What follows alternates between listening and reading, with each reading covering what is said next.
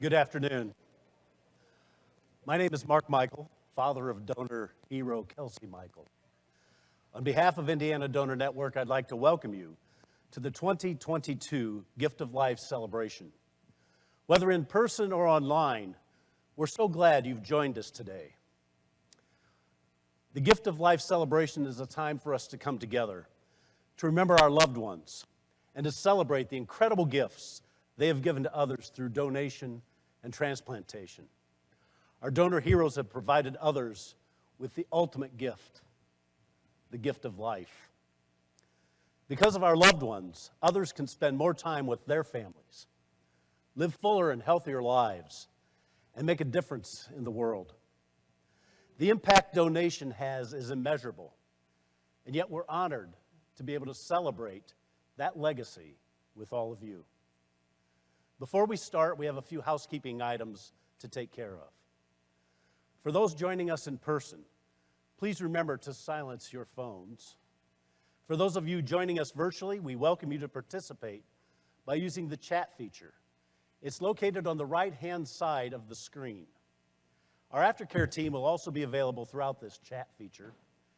If you experience any technical difficulties with this live stream, you may ask a question in the chat or call the technical support phone line, which is located at the bottom right-hand side of your screen. If for any reason you lose connection, please exit the live stream in your web browser, type indianadonornetwork.org/GOLC, and relaunch the event by clicking the button Watch Live. Thank you. This ceremony is about honoring our loved ones. And again this year, we've received an enormous response from donor family members to honor their loved ones. As a result, our program today will be approximately 90 minutes. Over the next hour and a half, we will hear messages of hope, healing from families of other donor heroes, including members of the Indiana Donor Network Donor Family Council. Now, I want to share with you a bit of my story and explain why I am here today. Our daughter Kelsey was 16 when she was involved in a multiple vehicle accident on the second day of her junior year in high school. She was rushed to the hospital. The next morning, the doctor informed us that Kelsey was not responding, and hard decisions needed to be made. I know that many of you joining us today have gone through something very, very similar. My wife, Kathy, and I had talked through the early hours that morning, knowing that the outcome was likely going to be our worst fear. During that discussion, though, neither of us had any hesitancy to support Kelsey's decision to be an organ and tissue donor. She had the heart on her license. Kelsey was able to save 4 individuals through her gift of organ donation. 2 people received the gift of sight when they received her corneas. Countless others were saved or had their lives enhanced through Kelsey's various tissue donations. Over 17 years after Kelsey has become a donor hero, our family has continued to support the aftercare team at Indiana Donor Network. We've served as volunteers with a passion to support other families of donor heroes as they grieve, as they celebrate the gifts their loved ones have given. Now, please welcome me in join me in welcoming William Lewis, who will deliver our invocation today.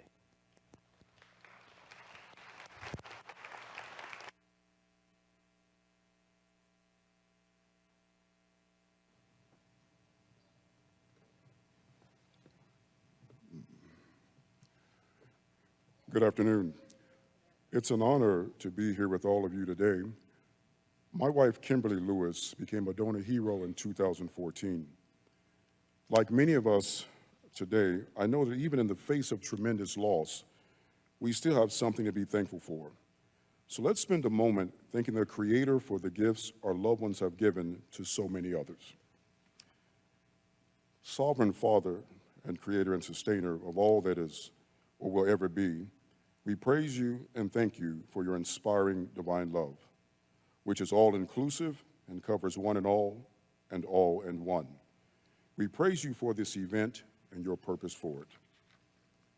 We have come today to honor our donor heroes, their families, and the many individuals who have been blessed by their gifts of love. We also recognize and acknowledge the countless number of faithful individuals who serve in various capacities in the donation and transplantation process.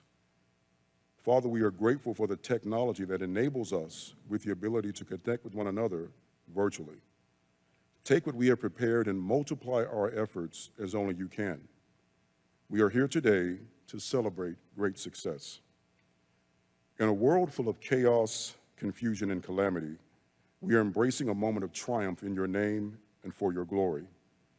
We are intimately aware that we could not see this great success come to fruition without the ultimate sacrifice.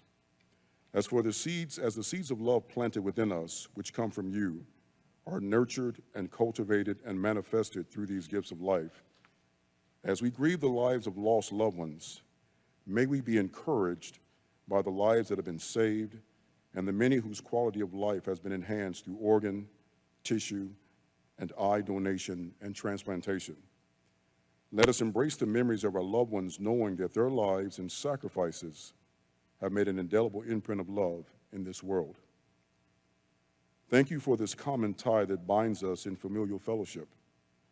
Father, help us find fulfillment in your presence. Help us to live in such a way that our actions serve as a reflection of your own grace and mercy. Thank you.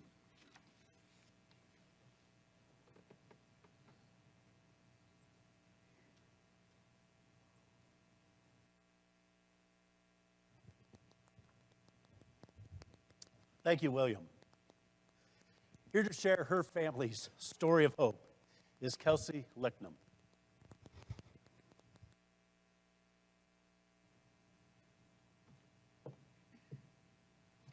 Good afternoon.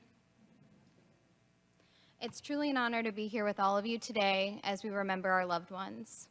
My name is Kelsey Licknam, and I am a recipient and also a donor sister in both capacities. Our story began on October 14th, 1990. I was 20 months old and about to become a big sister. Mackenzie Paul Licknam was born at St. Vincent Hospital in Indianapolis, and he was a very healthy 9-pound, 12-ounce baby boy. Good work, Mom. Love you. It was quickly realized that Mackenzie's heart was not functioning properly. He needed to be transported to Riley Children's Hospital. Once we were there, the doctors had diagnosed Mackenzie with hypoplastic left heart syndrome.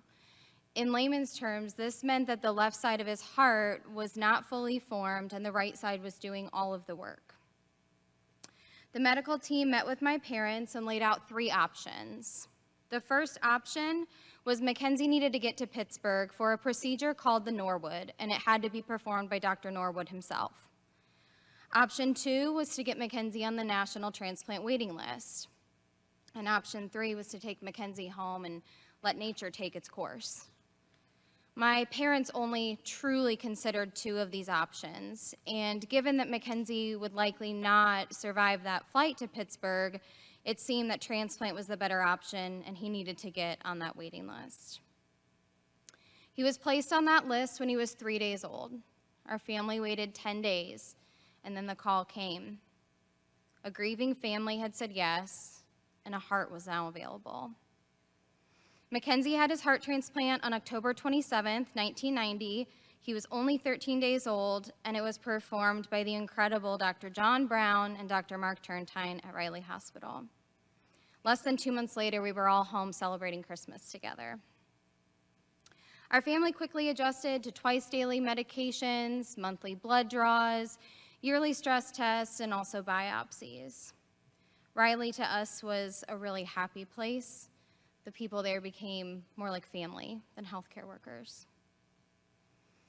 Mackenzie would go under anesthesia for his biopsies, and it became common for us once he was coming to after those procedures, he would turn to my mom and say, "How's Kelsey? Is she okay?" And we knew that he was okay too. We were really blessed to receive 20 years of clean biopsy reports with him. Our childhood was normal. We grew up anxiously awaiting Santa's arrival. What gifts did he bring? nagging each other on car rides for family vacations, and also starting to encourage each other as life got difficult. One particular night, I had been frightened by something we watched on television before bed, and so our parents tucked us in, and I snuck into Mackenzie's room, and I told him I was too afraid to sleep by myself. And he said, "I know, let's play a game. Let's go back in time." So we must have stayed awake for hours. We made a makeshift tent, and we let our imaginations run wild.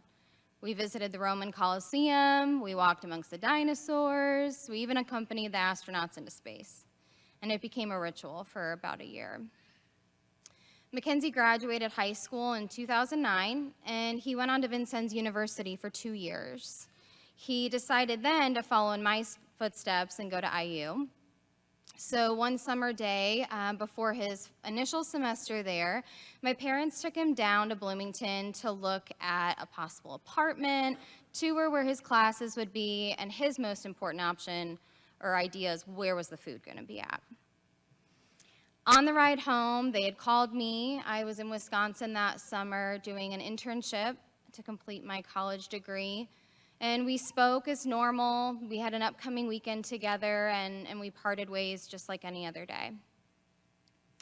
A few short hours later, I received an additional phone call from my dad. He said, "Kels, he's not breathing." I was in a state of shock, and I kind of thought he was referring to our family dog. It was the evening time. That's when they walked the dogs. And so I asked for clarification, and then I heard him say Mackenzie's name. And my knees gave out. As my uncle and I, who I was staying with, gathered our things, we headed to Carmel, and we just couldn't get there fast enough.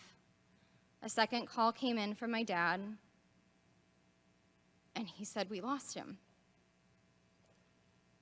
I completely felt my world crumble, and my stomach twisted into a million knots. All I could do was scream, and I knew we still had 6 hours to get to Carmel, which seemed excruciating. When we arrived at St. Vincent Carmel, my parents and family greeted me.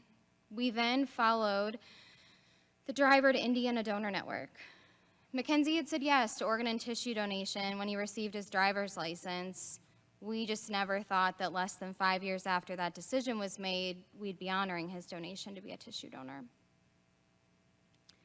Our family completed the necessary paperwork, and we said our final goodbyes at the Indiana Donor Network office, which was rather new in 2011 for families to do. As nearly 20 family members gathered in the conference room at the office, the kindness bestowed upon us is something that we will never forget, as it's forever etched in our minds. Mackenzie's life was filled with friends, vacations, sporting events, and an abundance of love. His laugh was infectious, his jokes were hilarious, and his love was once in a lifetime. I truly never thought the day would come when my brother wouldn't be by my side. How was it possible that in May of 2011 he attended my college graduation, but when my diploma arrived in the mail 2 months later, he was gone? I'd never felt so lost. I was angry, I was out of control. My grief journey started like a ping pong ball set loose in a room. I'm sure many of you can relate to my emotions as they were ever changing. Sometimes I would have denial, anger, bargaining, depression, even acceptance all in 1 hour. It was exhausting and lonely, as sibling grief is one of the lesser known griefs. As a sibling, you not only lose your brother, but a friend, a piece of your childhood, and a piece of even your future. I quickly sought help from a grief counselor. It was the best decision I ever made. Through her listening and guidance for nearly 11 years now, I've navigated my grief in a way I never knew possible. During our initial meetings, we spoke about things like the loss of my role as a sister. He was my only sibling. The loss of the future. She taught me how important it is to grieve Mackenzie, but also that picture of the future with him. His attendance at my wedding, his role as the uncle of my future children, and so much more. In one session, we focused on my support group. I was dwelling on how alone I felt as she reminded me that not everyone is a marathon runner. And the analogy really stuck with me, and it's one I use to this day. She placed people in two categories. Given that life is a marathon, she said there's marathon runners and sprinters. Marathons are a lot of work. Never completed one myself, but I hear that they're a lot of work. And so not everyone makes it to the finish line. Hence, why you'll only have a few people in your support group that turn out to be marathon runners. I was down on myself another time for not handling his birthday well. I went to her and said, I just feel like I'm behind in my grief. I knew this day was coming. I should have prepared for it better. He won't be walking through that door, I know that. And she said, give yourself more grace and stop thinking of this as a forward path. It's okay to step aside and just be. She gave me helpful tools, and I gladly put them in my grief toolbox. I've also learned that this journey truly cannot be done alone. While it's easy to say that none of my friends knew what I was going through, and people truly don't have a clue what to say to you, they always showed up. My parents and I have really been blessed with family, but also friends and neighbors who have turned into family. The support we receive on holidays, birthdays, random days is incredible. Grief isn't the easiest topic to address, and death is certainly not the topic of choice at social gatherings, but our people never shied away from it. Their empathy showed me how to return the favor when another person unfortunately joins our group that none of us ever wanted to be invited to join. Eventually, everyone will be a part of our club or our group because grief is the price we pay for loving someone. Grief, albeit messy, as we've all experienced, overwhelming and very inconvenient at times, it stays in our lives because the love for our loved ones will also stay. Mackenzie was my little brother, and I pictured him in my life always. We never discussed the possibility of him dying. I'm grateful for the optimism we had for those 21 years that our parents raised us with because he lived those years to the fullest. After his death, I had no idea what I wanted to do with my career. My parents and I organized a golf outing in his memory, and after the first event, Make-A-Wish came calling. I spent 4 years fundraising for magical wishes for children across Indiana, Hoosiers that were battling life-threatening illnesses. It gave me clarity that whatever job I chose to do had to connect me to Mackenzie's story.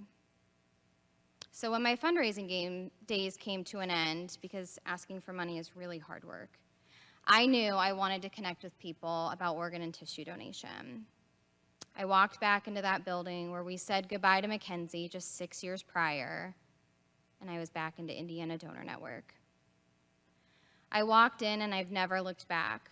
Saying my yes to Indiana Donor Network felt like the ultimate way to pay it forward to that family who said yes in October of 1990. Although we were never able to connect with Mackenzie's donor family, I hope they knew and still know in some way the gratitude we've always had for them and their yes. I wish more than anything I could go back in time. Tell him I love him just one more time. But my gratitude for those 21 years together that weren't promised has fueled me through the near 11 years we're at without him. As a fellow donor family member, I am truly sorry for your loss. I hope your grief journey is filled with grace, support, and also a lot of marathon runners. But as a grateful recipient sister, thank you to those of you who have said yes, and thank you for giving families their Mackenzie.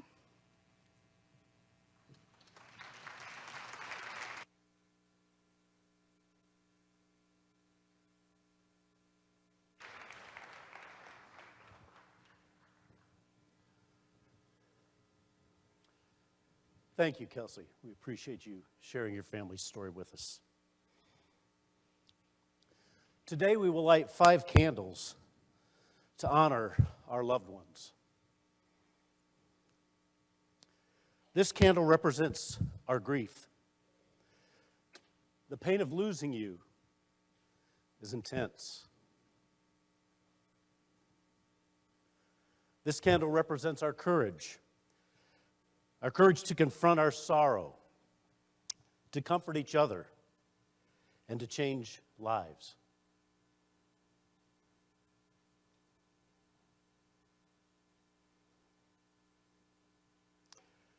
This candle is in your memory.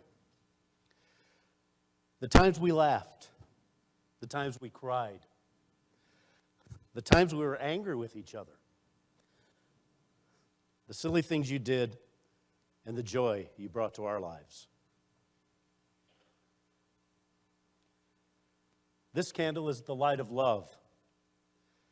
We thank you for the gift your living brought to each of us, and we cherish that special place in our hearts that will always be there for you.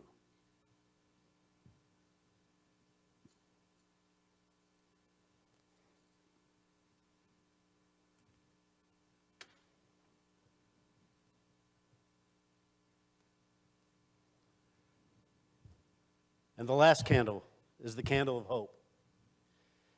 It reminds us of love and memories that you were ours forever. The glow of this flame is our source of hopefulness as we hold to the hope of your memories in our hearts forever.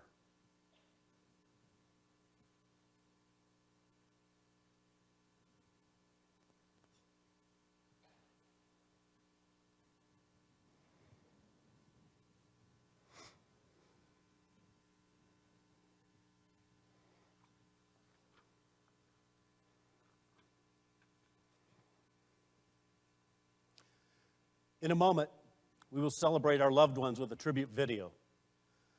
For those of you with us here in person, when you see your loved one's name appear on the screen, please turn on your candles by turning the top flame part of your candle to the right. If you're joining us from home, we invite you to also light a candle of your own when your loved one's tribute comes across the screen. At the end of the video, please make sure your candle is lit so we can honor all donor heroes, past, present, and future. The tribute video will proceed in alphabetical order by last name. Today's candles represent grief, courage, memories, love, and hope. May this candlelight ritual bring you warmth as we celebrate your loved one's life and the gifts they have given.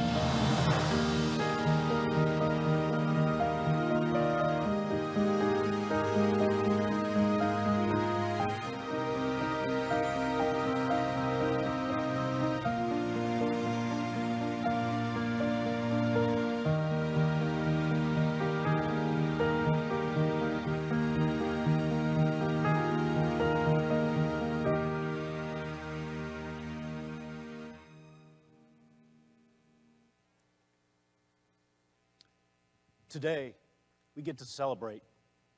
We get to celebrate every donor represented in that tribute video. It's my pleasure to announce that 15,058, yes, 15,058 lives have been saved or healed by our donor heroes represented today.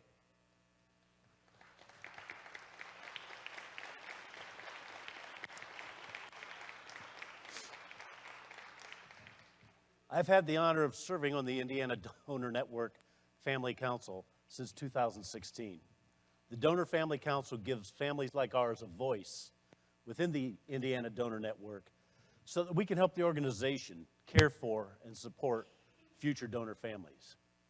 I would like now to introduce to you two other Indiana Donor Network Family Council members, Anna Gorman-Coy and Krista Spurgeon.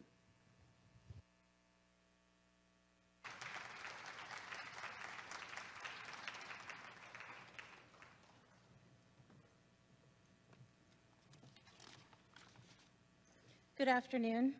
I'm Krista Spurgeon, and my sister Jennifer became a donor hero in January of 2009. Through her selfless gift of donation, she was able to save 3 lives. And I'm Anna Gorman-Coy. My husband Adam was a tissue donor in September of 2017, and my dad Larry also became a donor in February 2020. We are honored to be here today representing the Donor Family Council at the Indiana Donor Network. Being a donor sibling on the council allows me to keep my sister's legacy alive by sharing my story, and in doing so, helping donors in their own grief journey. As members of the council, we provide thoughtful guidance to the aftercare program in order to help them compassionately and empathetically support the grief journey of every member of a donor hero's family. It's both an honor and a privilege to serve and support other donor families. I'm confident that my fellow members of the Donor Family Council would agree that we do not take the responsibility and opportunity of our membership lightly. On behalf of all of us, of the Donor Family Council, I'd like to express our deepest condolences to each of you. Please take comfort in knowing you are not alone in this journey, and that we do our best to represent you, as well as future families and their donor heroes. Now we ask that Kelsey joins us on stage.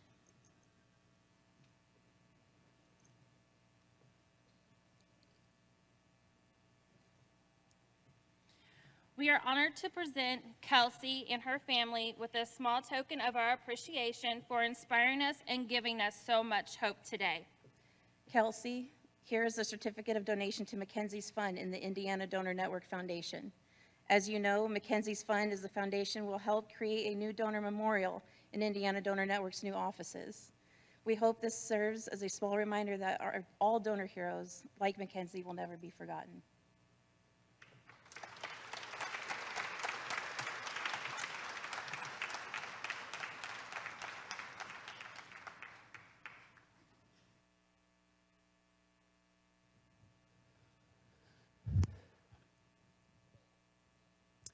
It has been my honor and privilege to join you today, each of you to pay tribute to our loved ones, those who gave so generously of themselves so that others may experience a second chance at life. For those joining us in person, please keep your candle as a reminder of this celebration of your loved one's gift of life. We also invite you to join us across the hall for a reception that will conclude at 4 p.m. For those joining us from home, our live stream will soon conclude. We invite you to remain on this webpage and share with us what today's ceremony meant to you. We also invite you to take a picture with your candle and share it on social media. Make sure to use the hashtag GOLC2020. That's hashtag GOLC2020. On behalf of the Indiana Donor Network, thank you for attending today's ceremony. Although we may never fully know the impact of our loved ones that our loved ones have made on the lives of others, please know that they continue to live on, and they will be ever remembered in our lives as heroes. Thank you.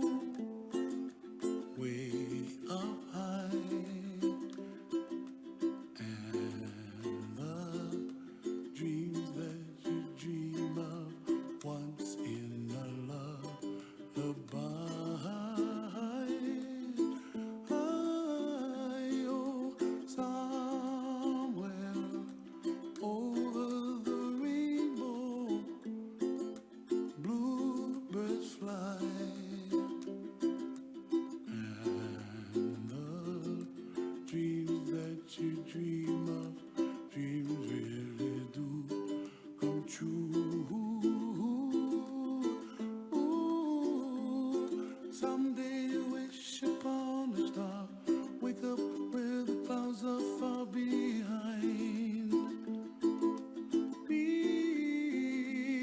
where trouble melts like lemon drops, high above the chimney top. That's where